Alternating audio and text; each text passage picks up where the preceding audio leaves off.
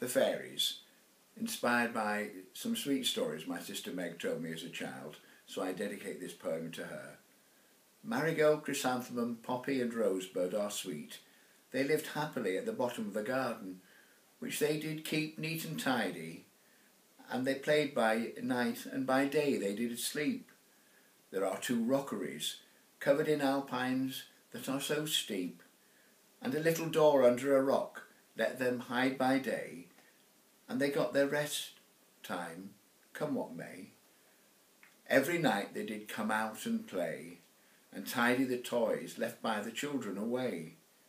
They feasted in summer on fruit from the bushes and trees, and if there was heavy pollen, then Rosebud did sneeze. In the garden strawberries, gooseberries and apples too, blackberries, raspberries and lots of pears, not a few. Marigold loved the sour crab apples, she did, and under the rockery many she hid. Chrysanthemum ate the red currants so bright, Rosebud nibbled at all sorts of fruit, and Poppy did too.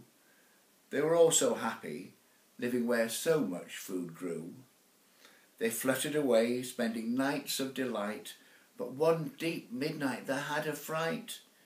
2 children from the house came out on a fruit raid, and found the fairies dancing, and were not afraid. Meg was the older and danced on the grass.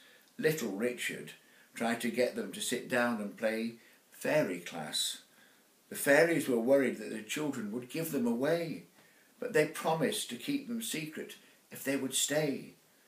For a very long time the children with them did play, and Meg made up stories to explain them away, as she felt little Richard might well tell about them, and then they would never see them again.